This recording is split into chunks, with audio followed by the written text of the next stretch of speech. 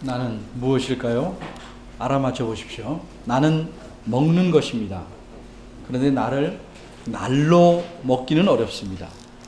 내게는 껍질이 있기 때문입니다.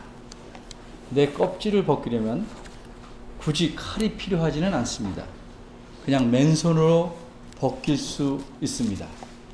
내 껍질을 옷에 비유하자면 나는 옷을 겹겹이 끼워 입고 있습니다.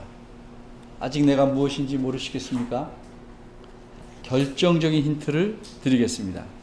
나는 나이는 비록 어려도 수염이 있답니다.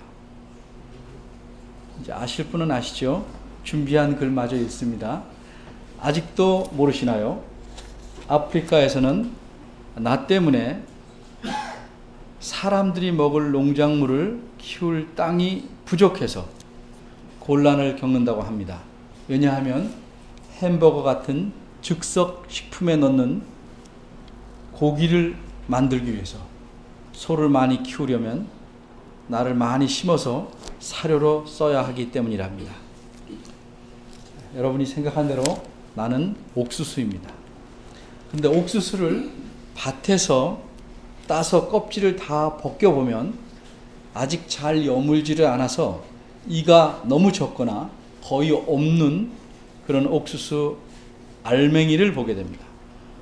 그런 옥수수는 사람이 먹기 힘들어서 버리게 됩니다. 겉으로 볼 때는 괜찮았는데 속을 제대로 열어보니 못쓸 옥수수입니다. 사람의 인생도 어떤 면에서 이와 비슷합니다. 겉은 멀쩡하고 그럴듯한데 마지막에 벗겨보면 실상은 껍데기나 다를 바 없습니다. 어떤 인생살이가 그렇습니까? 한마디로 사랑이 없는 인생이 그렇습니다. 그래서 오늘 본문에서는 두 가지를 생각해 보고자 합니다. 첫째로, 사랑이 없으면 어떻게 되는가? 둘째로, 그럼 도대체 사랑이란 무엇인가? 오늘 본문이 들어있는 고린도전서 13장은 여러분이 잘 아시는 대로 별명이 사랑장입니다. 온통 사랑에 대해서 말하고 있기 때문입니다.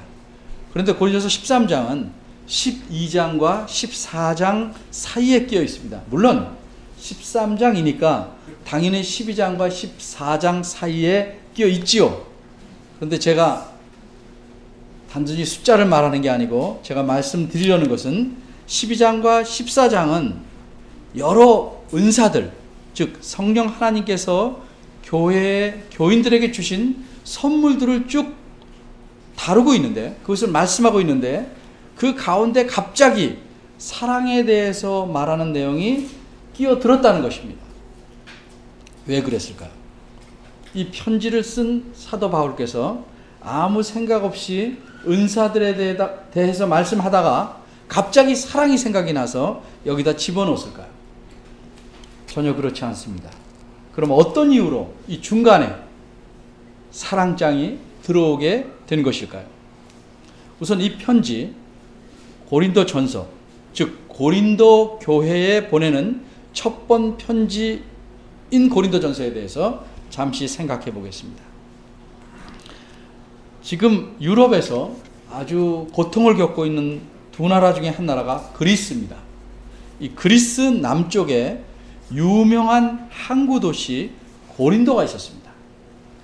고린도에 있는 교회는 문제가 아주 많은 교회였습니다. 요즘 우리나라에 썩어가는 교회들이 갖고 있는 문제들을 대부분 갖고 있었습니다. 그런데 특이한 것은 고린도 교회의 교인들은 영적인 면에서까지 심하게 욕심을 부리고 있었다는 점입니다. 교인들은 사람들에게 돋보일 만한 은사들을 가지려고 눈에 불을 켜고 있었습니다. 그래서 사도 바울께서는 12장부터 은사에 대해서 설명을 하게 된 겁니다. 12장 28절을 보겠습니다.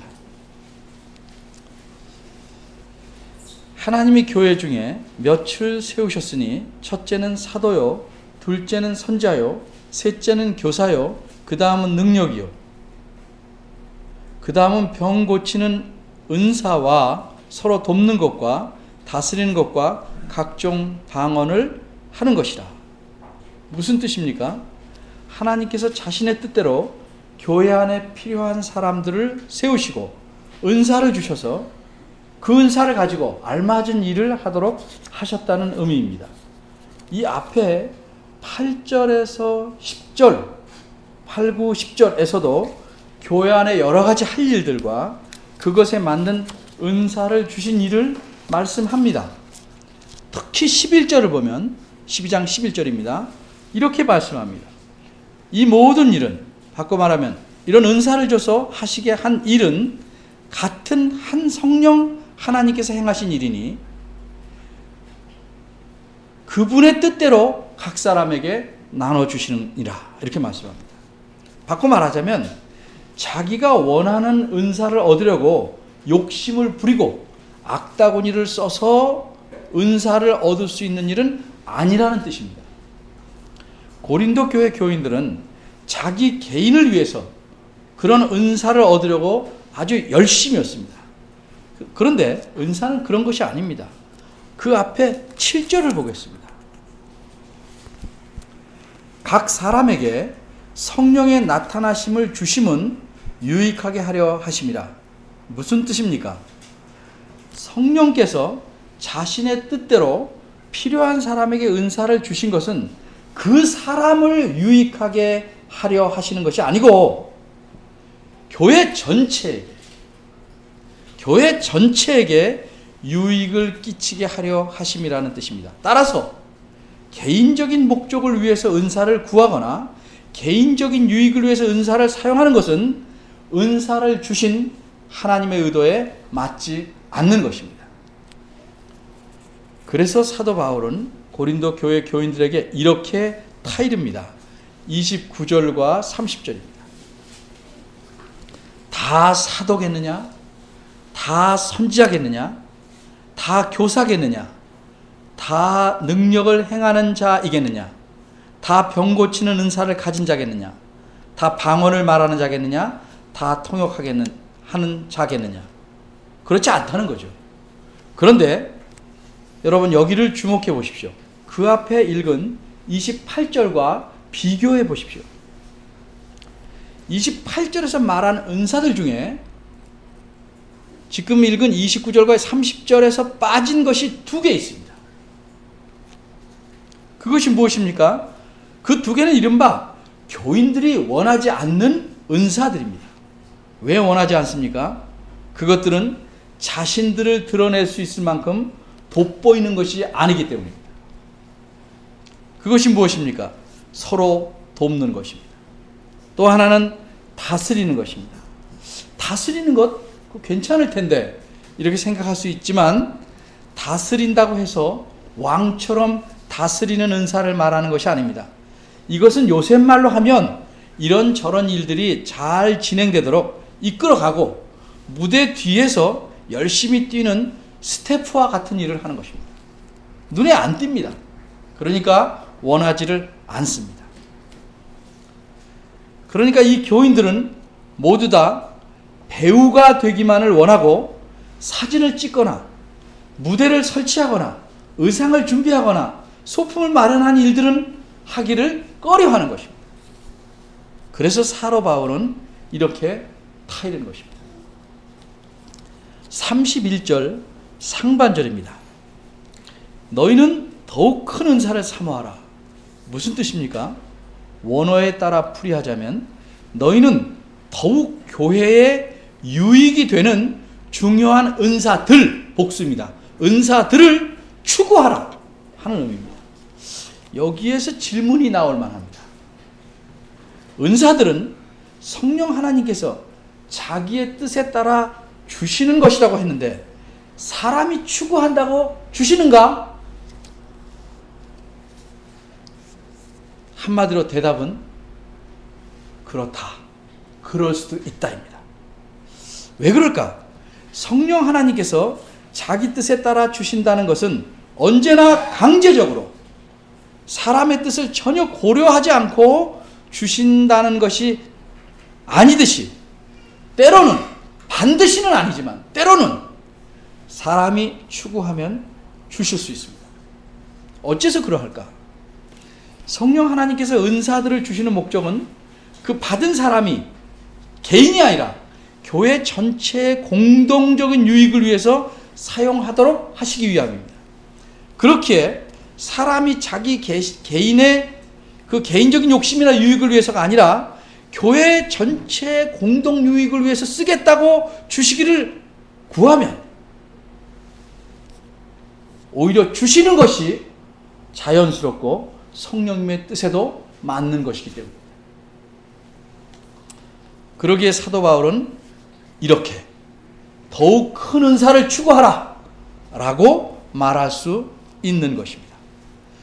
그럼 어떻게 더욱 큰, 더 유익한 은사를 추구하면 되는가? 어떻게 해야 되는가? 이 사람들은 추구했지만 못 얻었어. 어떻게 하면 되는가? 그래서 31절 하반절에서 말씀합니다. 내가 또한 제일 좋은 길을, 제일 좋은 방법을 너희에게 보이리라. 추구하면 얻을 수 있는 제일 좋은 길을 알려주시겠다는 뜻입니다. 그리고 이어서 13장이 나오는 것입니다. 그럼 제일 좋은 길, 제일 좋은 방법이란 무엇입니까?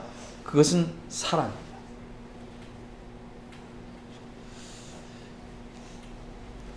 지금처럼 이런 논리로 생각하는 것이 옳다는 것은 12장 31절과 14장 1절을 연결해서 보면 알 수 있습니다.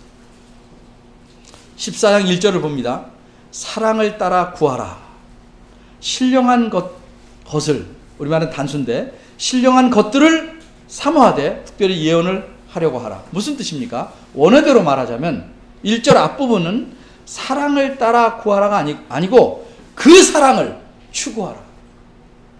우리말은 한단하지만 원어의 뜻은 그 사랑을 아주 급히, 아주 서둘러서 추구하라. 신령한 것들을 추구하라.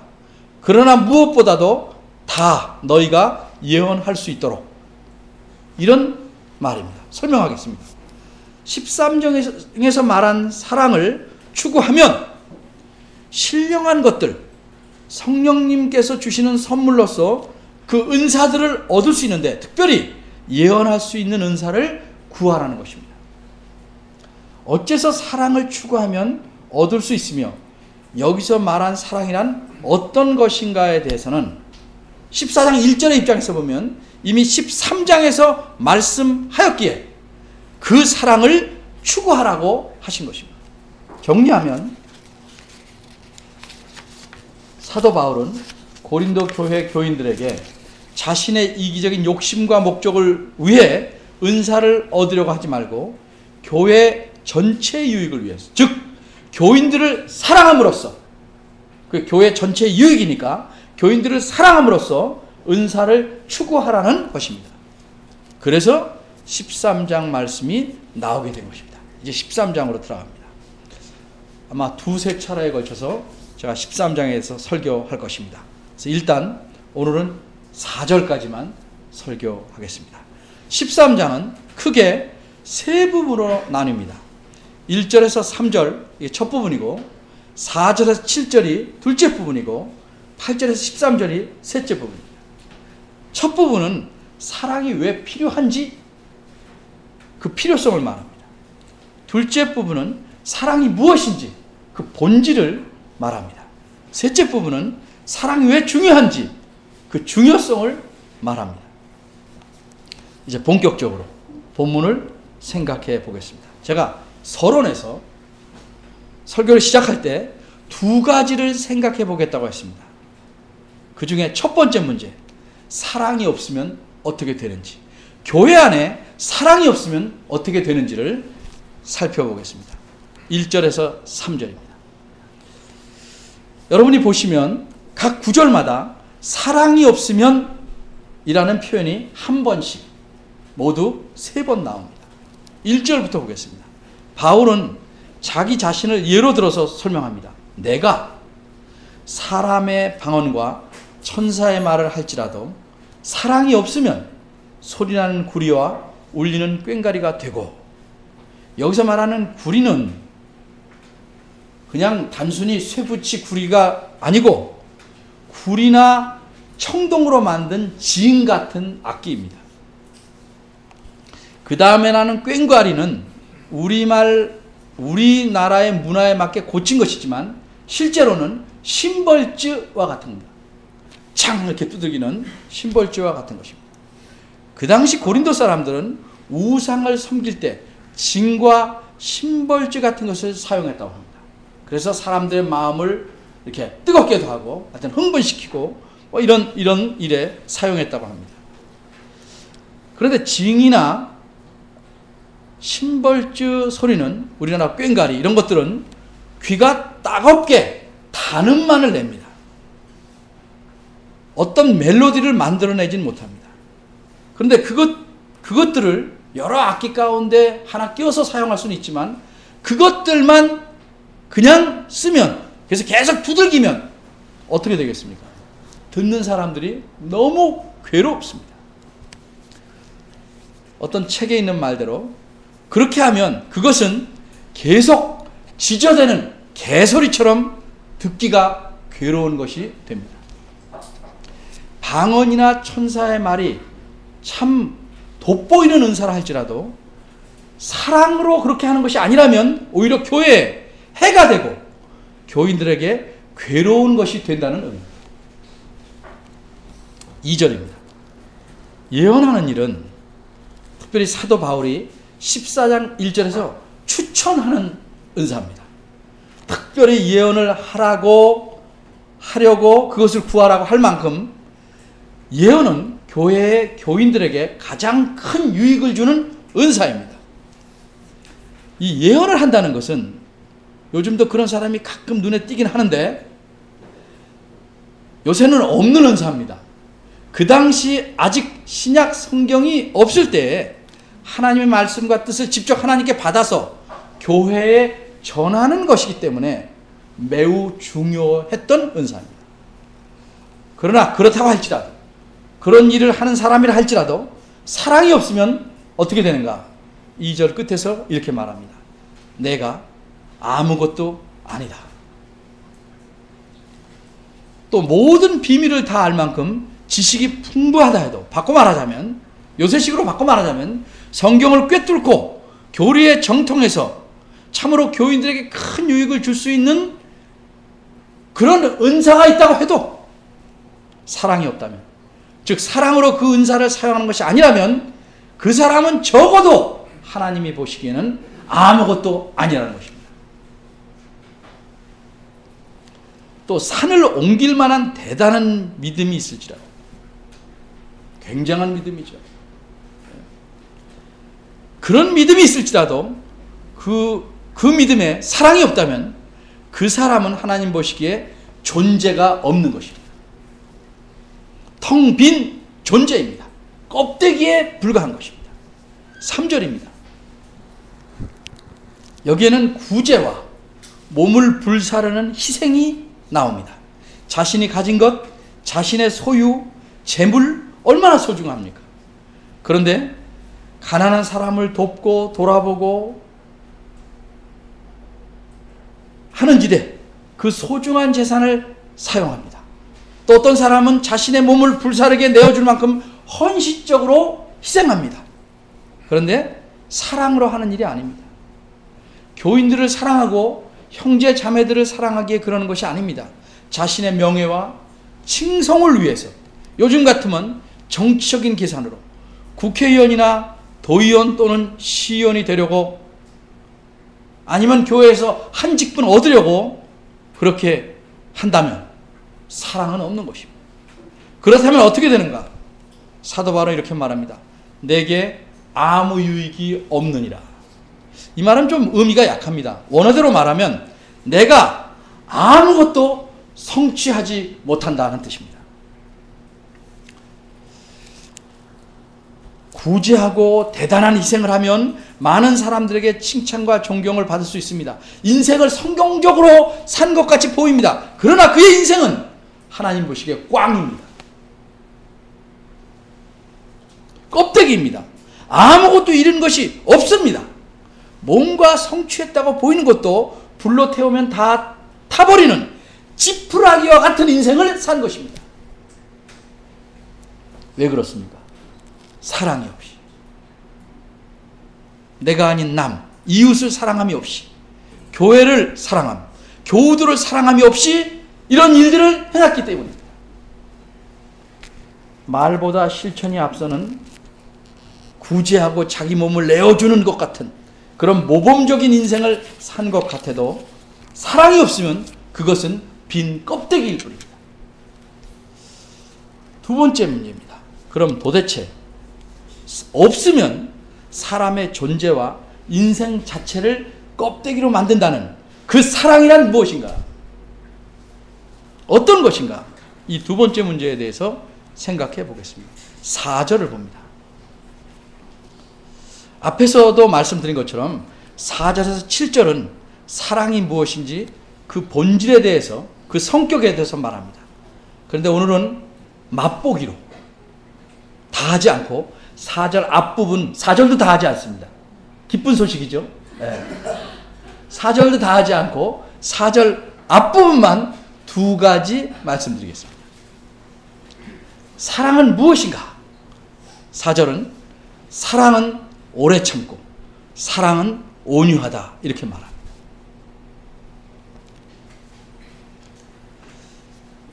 이것은 사랑의 본질을 말하는 것이지만 바꿔 말하면 사랑한다는 사람은 오래 참고 그런 사람은 온유하다 이렇게 말할 수도 있는 것입니다.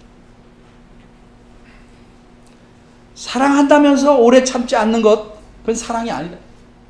사랑한다면서 온유하지 않은 것 그건 사랑이 아니다라는 거죠. 오래 참는다는 것은 무엇입니까? 무조건 오래 참는 것이 사랑은 아닙니다. 이를 악물고 두고 보자. 언젠가는 내게 갚을 날이 있을 것이다. 지금은 내가 힘이 없지만 나중에는 꼭 복수하고 말겠다는 심정으로 오래 참는 것은 사랑이 아닙니다. 내가 그렇게 그따위로 해 어디 잘 되나 두고 보자. 망하는 꼴을 내가 보고야 말겠다. 내가 내게 이렇게 했는데 내게 그 은혜를 갚는지 두고 보겠다. 이런 마음으로 오래 참는 것 사랑이 아닙니다. 여기 나오는 말들은 사랑이 말하는 그 본질 안에 여러 가지 특성이 있는데 그것들과 서로 부딪히거나 모순이 되지 않아야 됩니다. 그런 사랑. 그러게 사랑은 오래 참고 다음에 바로 사랑은 온유하며 라는 말이 따라 나옵니다. 13장에서 말씀하는 사랑은 이른바 일반 사람들이 말하는 그런 사랑, 그런 사랑이 아닙니다. 그런 사랑은 너무 해프고 너무 많은데 이상하게 사람들은 다 사랑에 결핍되어 있습니다. 왜? 진정한 사랑이 아니기 때문에 그렇습니다. 달면 삼키고 쓰면 뱉어버리는 그런 사랑이 아닙니다. 여기서 말하는 사랑은 그런 사랑이 아닙니다. 간을 다 빼줄 것 같이 하다가도 자기 이익에 맞지 않거나 수가 틀리면 등을 돌리는 그런 사랑이 아닙니다. 이 사랑은 하나님께서 우리 죄인들을 사랑하시는 사랑입니다. 예수 그리스도께서 이 땅에서 모범을 보이신 그런 사랑입니다. 이런 사랑을 교회의 교인들이 서로에게 베풀기를 하나님이 요구하시는 것입니다. 사랑은 주었으니까 받아야만 하는 것이 아닙니다. 꼭 내가 받아야 되는 것 아닙니다. 사랑은 손익을 계산하는 것이 아닙니다. 사랑은 내가 먼저 해야 나도 하겠다는 것 아닙니다. 사랑은 흥정하는 것 아닙니다. 사랑을 베푸는데 굳이 순서가 있다면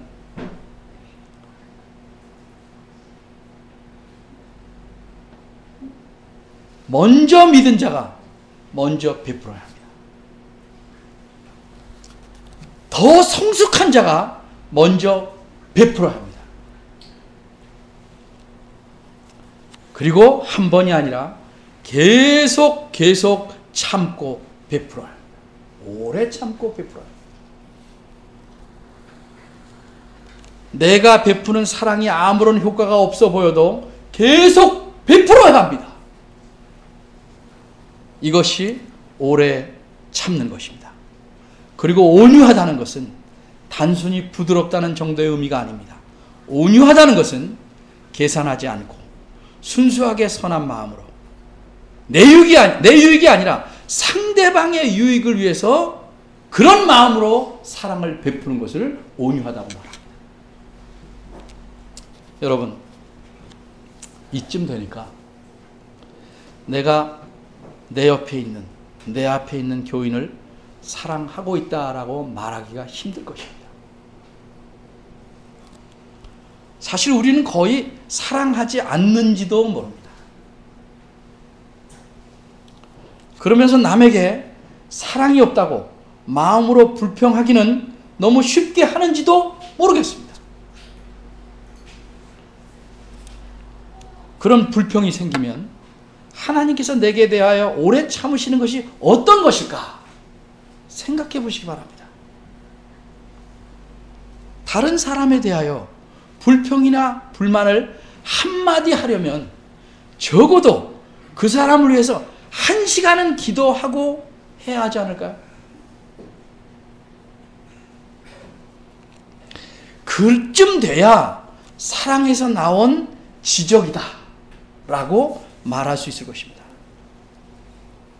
여러분 각자가 나는 하나님을 사랑한다 라고 생각하고 계시겠죠. 그런데 여러분이 자신의 눈에 보이는 좌우 앞뒤에 앉아있는 교인들에게 온유한 마음으로 오래 참는 사랑으로 대하지 않는다면 하나님을 사랑하고 있다는 그것은 그저 여러분의 생각 속에만 머물고 있는 환상일 뿐입니다. 왜 그렇습니까? 성경 말씀에서 이렇게 말씀하셨기 때문입니다. 누구든지 하나님을 사랑하노라 하고 그 형제를 미워하면 이는 거짓말하는 자니 보는 바 그 형제를 사랑치 아니하는 자가 보지 못하는 바 하나님을 사랑할 수 없느니라. 하나님은 우리들에게 서로를 사랑하기를 원하십니다. 오래 참고 온유한 심령으로 사랑하기를 요구하십니다. 하나님을 사랑하는 마음으로, 똑같은 마음으로 형제 자매를 사랑하기를 명령하십니다. 하나님께서 그리스도를 통하여 보여주신 그 사랑을 서로에게 나눠주시기를 바라십니다.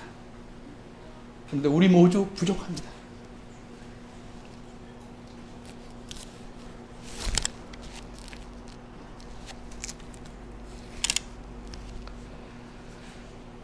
너무도 부족합니다. 하지만 힘써서 서로를 사랑해감으로써 알맹이 교회, 알맹이 인생을 만들어 보기를 소원합니다. 기도하겠습니다.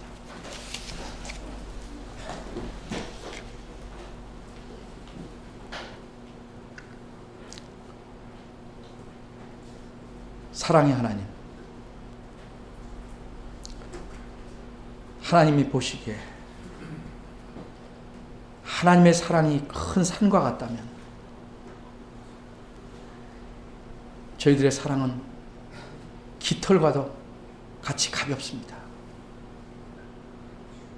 저희들은 사랑하기를 원하기보다는 사랑받기를 더욱 원합니다. 그러면서 입으로, 생각으로만 하나님을 사랑한다고 착각하고 있는지 모르겠습니다. 이렇게 참 위선적이고 냉혈한 저희들을 오래 참고 온유하게 사랑해 주시는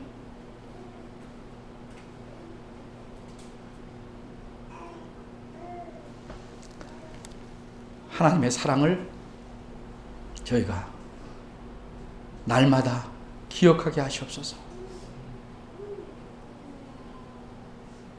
부족한 정도가 아니라 거의 없다시피 한